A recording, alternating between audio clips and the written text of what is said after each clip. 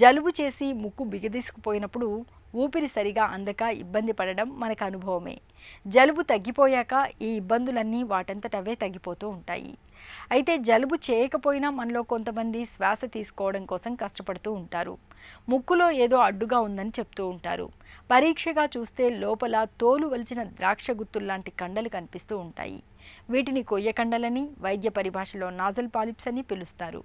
ముక్కులో కండలు పెరగడానికి వెనుక కారణాలు, పరిష్కార మార్గాల గురించి డాక్టర్ని అడిగి ఇప్పుడు తెలుసుకుందాం. ముక్కులో కండలు పెరగటం అంటే ఏంటి? నార్మల్గా మన ముక్కులో పక్క గోడ నుంచి వచ్చే నార్మల్ స్ట్రక్చర్స్ అంటే టర్బినేట్స్ అనే నార్మల్ స్ట్రక్చర్స్ని కూడా ఎప్పుడైతే అవి నార్మల్ సైజ్ కంటే పెద్దగా అయిపోతాయో వాటిని ముక్కులో కండలు పెరగటం అంటారు. ఇది మెడికల్ టర్మినాలజీలో టర్బినేట్ హైపర్ట్రోఫీ అని అంటాం. ఇంకోటి నేసల్ పాలిప్స్. నేసల్ పాలిప్స్ అంటే ముక్కులో గుత్తులు గుత్తులుగా నీటి సంచుల్లాగా ముక్కు నిండా నిండిపోయి ఉంటాయి. ఇవి అబ్నార్మల్ స్ట్రక్చర్స్. వీటిని కూడా చాలామంది ముక్కులో కండలు పెరగటం అని అంటూ ఉంటాం. ముక్కులో కండలు ఎందుకు పెరుగుతాయి? ముక్కులో కండలు పెరగటం అనేది జనరల్గా ఇన్ఫెక్షన్స్ అంటే క్రానిక్ ఇన్ఫెక్షన్స్లో ఎప్పుడైతే నోస్లో ఏదైనా ఇన్ఫెక్షన్ వచ్చి దాన్ని టైమ్లీగా మెడికేషన్ తీసుకోకుండా నెగ్లెక్ట్ చేస్తారో వాళ్ళల్లో ఇవి పాలిప్స్ కింద మారే అవకాశం ఉంటుంది. ఇంకోటి అలర్జీస్. సీజన్తో సంబంధం లేకుండా అన్ని రోజులు శీతాకాలం కానివ్వండి, ఎండాకాలం కానివ్వండి, ఎప్పుడైనా కూడా ఈ అలర్జిక్ సిమ్టమ్స్ అంటే ముక్కులో నీరు కారటం కానివ్వండి, సివియర్గా తుమ్ములు రావడం కానివ్వండి, ఇలాంటి సిమ్టమ్స్ ఉండి అడపదడప మందులు వాడుతూ సరిగ్గా మందులు వాడకుండా ఉన్న వాళ్ళల్లో ఈ అలర్జీస్ కూడా మళ్ళీ పాలిప్స్ కింద మారే అవకాశం ఉంటుంది. ఇంకా కొన్ని కండిషన్స్ అంటే ఆటోజోమల్ కండిషన్స్ ఉంటాయి. కొన్ని సిస్టిక్ ఫైబ్రోసిస్ అని, ప్రైమరీ సీలియరీ డిస్కైనేసియా అని. వీటిల్లో మన నార్మల్గా సైనసెస్లో చీమిడి ప్రొడ్యూస్ అయ్యి అది ముక్కులో నుంచి కానీ లేకపోతే గొంతులో నుంచి కానీ జారిపోతూ ఉంటుంది. ఈ కండిషన్స్లో అలా జారకుండా అక్కడే స్టాగ్నేట్ అయిపోయి అది ఇన్ఫెక్షన్ కింద మారి అది మళ్ళీ పాలిప్స్ కింద మారే అవకాశం ఉంటుందన్నమాట. ముక్కులో కండలతో ఎలాంటి ఇబ్బందులు ఉంటాయి?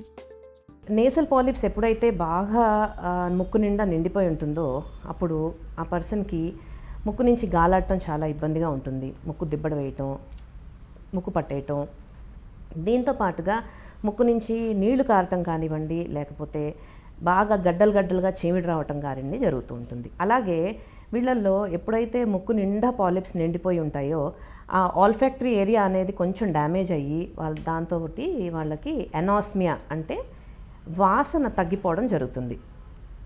ఇంకా ఇలానే పాలిప్స్ బాగా నిండి సైనస్ అంతా కూడా బాగా నిండిపోయి ఉంటే కనుక వాళ్ళకి హెడేక్ రావటం, హెడ్ హెవీనెస్ రావటం, ఫేస్ అంతా బాగా లాగినట్టు పెయిన్ ఉండటం కూడా జరుగుతుంది.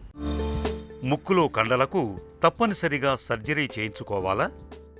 ఈ నేసల్ పాలిప్స్ ఎప్పుడు మనం ఎలా నిర్ధారణ చేస్తాము అంటే ఫస్ట్ 2 పరీక్షలు బేసిక్ టెస్ట్లు ఉంటాయన్నమాట. ఫస్ట్ డయాగ్నోస్టిక్ నేసల్ ఎండోస్కోపీ అని ఈ పరీక్ష మన ఓపీడీ సెటప్లోనే మనం చేస్తాం.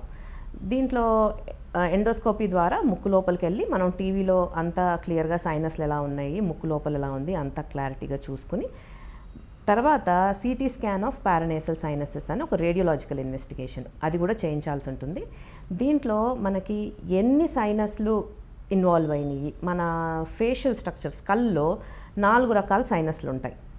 ఈ 4 రకాలు ఇన్వాల్వ్ అయ్యాయా లేకపోతే 1, 2 ఏంటి అనేది ఆ సివియరిటీని చూసి దీన్ని బట్టి మనం ట్రీట్మెంట్ ఉంటుంది. ఇఫ్ ఇనీషియల్ స్టేజ్లోనే ఉంటే కనుక జస్ట్ 1 or 2 సైనసెస్ ఇన్వాల్వ్ అయ్యాయి, జస్ట్ కొంచెం అప్పుడే స్టార్ట్ అవుతుంది పాలిప్స్ అంటే కనుక మెడికల్ ట్రీట్మెంట్తో సరిపోతుంది.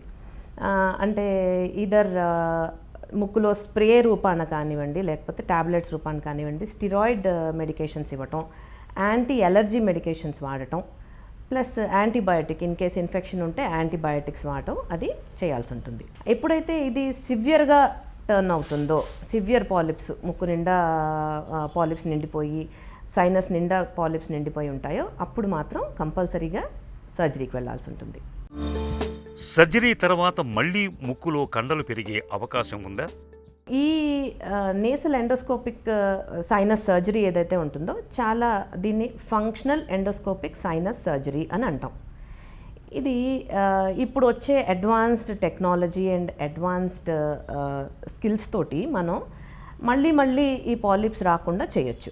అయితే ఇది ఓన్లీ సర్జరీ మీద, రికరెన్స్ అనేది ఓన్లీ సర్జరీ మీద ఒక్కటే డిపెండ్ అయ్యి ఉండదు, పేషెంట్ మీద కూడా డిపెండ్ అయి ఉంటుంది. ఎప్పుడైతే అలర్జిక్ పేషెంట్ మనకి నేసల్ పాలిప్స్తో ప్రజెంట్ అవుతారో వాళ్ళకి మనం సర్జరీ చేసిన తర్వాత కూడా వాళ్ళు అలర్జీకి సంబంధించిన ప్రికాషన్స్ అనేవి కంపల్సరీగా తీసుకోవాల్సి ఉంటుంది. ఎప్పుడైతే అలా తీసుకోకుండా వాళ్ళు సర్జరీ అయిపోయింది అని అలర్జీకి వాళ్ళు ఏదైతే పదార్థాలకి అలర్జీ ఉంటుందో ఆ అలర్జెన్స్కి ఎక్స్పోజ్ అయి ఉంటే కనుక మళ్ళీ రికరెన్స్ అనేది కామన్గా చూస్తూ ఉంటాం. ఇంకొకటి ఈ పాలిప్స్ ఉన్నప్పుడు, సివియర్గా పాలిప్స్ ఉన్నప్పుడు అది ఫంగల్ ఇన్ఫెక్షన్స్ కింద కన్వర్ట్ అయ్యే అవకాశం ఉంటుంది. ఎప్పుడైతే ఫంగస్ ఉంటుందో వీళ్ళల్లో కూడా కొంచెం రికరెన్స్ అనేది కొంచెం కామన్గా చూస్తూ ఉంటాం. Otherwise with these equipment, advanced equipment మనకి కొంచెం రికరెన్స్ రేట్ ఇంతకు ముందు మీద ఇప్పుడు చాలా తగ్గినట్టే. ముక్కులో కండలు పెరగకుండా నివారించుకోవచ్చా? ముందు నుంచి ప్రికాషన్స్ అంటే స్ట్రైట్ అవే ఎవరు పాలిప్స్ లాగా ప్రజెంటేషన్ ఉండదు. ఈ ఇన్ఫెక్షన్స్ కానివ్వండి లేకపోతే అలర్జీ లాగానే ప్రజెంట్ చేస్తారు. ఎప్పుడైతే ఈ అలర్జీస్ ఉంటారో వాళ్ళు ఫ్రీక్వెంట్గా మెడికేషన్స్ కొంచెం జాగ్రత్తగా వాళ్ళకి ఇచ్చిన కోర్స్ కరెక్ట్గా వాడటం, ఈ స్టీరాయిడ్స్ కానివ్వండి, యాంటీబయాటిక్స్ కానివ్వండి కరెక్ట్గా మనం చెప్పిన టైంలో వాడుతూ వాళ్ళకి ఏదైతే అలర్జీస్ ఉంటాయో అవి అవాయిడ్ చేస్తూ ఉంటే కనుక, ఆ పదార్థాలను అవాయిడ్ చేస్తూ ఉంటే కనుక అది నేసల్ పాలిప్స్ కింద కన్వర్ట్ అవ్వకుండా మనం నివారించుకోవచ్చు. ముక్కులో కండలు పెరిగినప్పుడు సర్జరీ చేయించుకోవడం ఒక్కటే పరిష్కారం. సర్జరీ తర్వాత మళ్ళీ కండలు పెరగకుండా ఉండేందుకు ఎలర్జీ ప్రేరేపకాలకు, కాలుష్య కారకాలకు దూరంగా ఉండేలా జాగ్రత్తలు తీసుకోవాలి. చిన్న చిట్కా మీకోసం. వేసవిలో తర్బూజా పండును తరచుగా తీసుకోండి. దీనిలో నీటి శాతం అధికంగా ఉంటుంది. తర్బూజాను తీసుకోవడం వల్ల చెమట రూపంలో కోల్పోయిన నీరు తిరిగి భర్తీ అవుతుంది. అధిక రక్తపోటు, ఆస్తమా జబ్బులు కూడా చక్కగా అదుపులో ఉంటాయి.